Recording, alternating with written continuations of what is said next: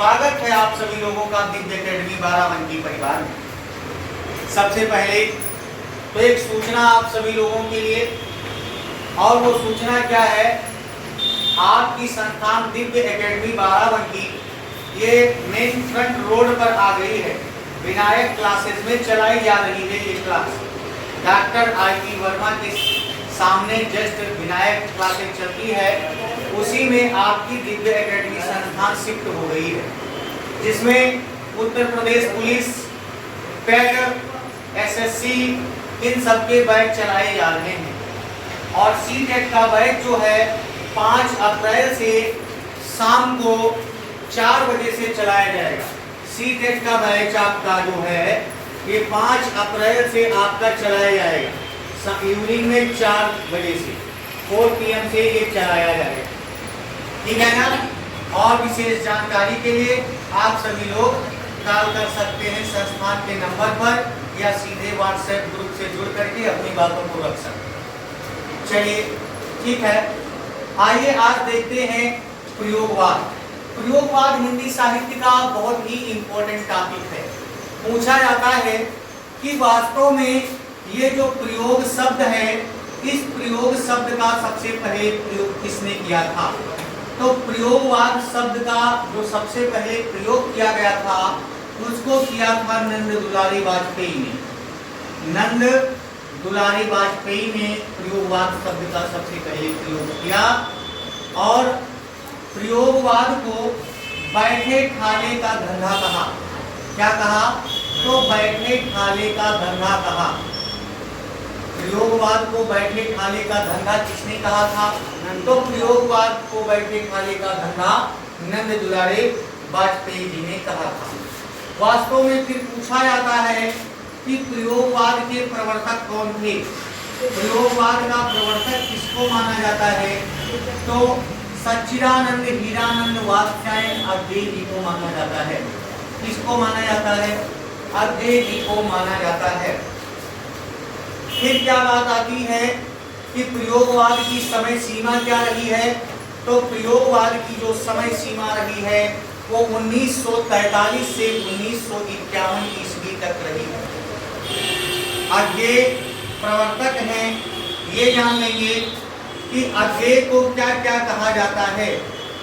तो वास्तव में प्रयोगवाद का जनक तो इनको कहा ही जाता है, साथ में इनका नाम कुट्टीचाटन भी है।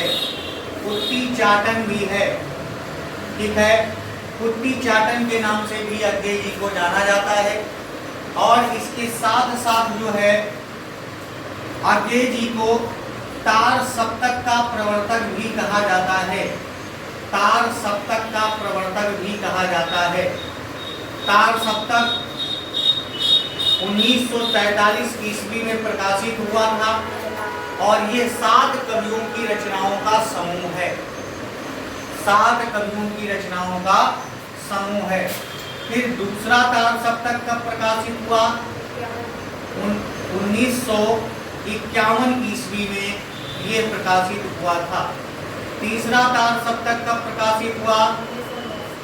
1979 में प्रकाशित हुआ, ठीक है ना। तो ध्यान रखिएगा कि तार सप्तक पूछा जाता है, और अब तक के कुल 4 तार सप्तक प्रकाशित हो चुके हैं, और सबके संपादक अद्वैय जी हैं। 1943, 51, फिर ये गलत हो गया, ये 59 है, और फिर 1979 में चौथा तार सप्तक है। ये चतुर्थ तार सप्तक है आप सभी लोगों का, ठीक है। अद्वैय जी को जो है कठिन गद्य का प्रेत भी कहा जाता है। क्या कहा जाता है? तो अद्वैय जी को कठिन गद्य का प्रेत भी कहा जाता है। कठिन गद्य का प्रेत भी कहा जाता है अद्वैय जी को। तो इन बातों को जरूर ध्यान रखिएगा। और जो प्रयोगवाद में सर्वाधिक इम्पोर्टेंट साहित्यकार हैं वो अद्वैय जी हैं। इन्हीं की रचनाएं बहुत पूछी जाती हैं। अद्वैय जी के विषय में अगर इनकी हम रचनाओं की चर्चा करते हैं तो इनकी रचनाएं हैं आंगन के पार द्वार, नोट करते चलेंगे।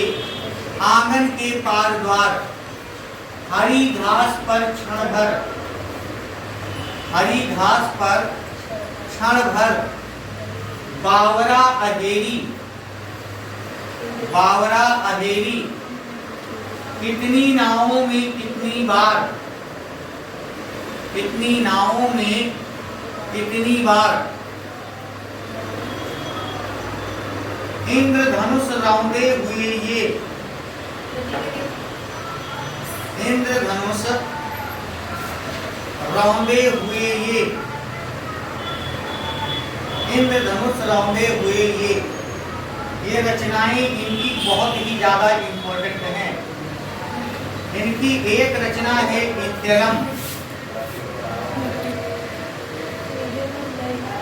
एक बात और यहीं से इंपॉर्टेंट जानेंगे कि कितनी नावों में कितनी बार के लिए इनको ज्ञानपीठ पुरस्कार दिया गया है। कौन सा पुरस्कार? ज्ञानपीठ पुरस्कार से नवाजा गया है इनको, कितनी नावों में कितनी बार के लिए।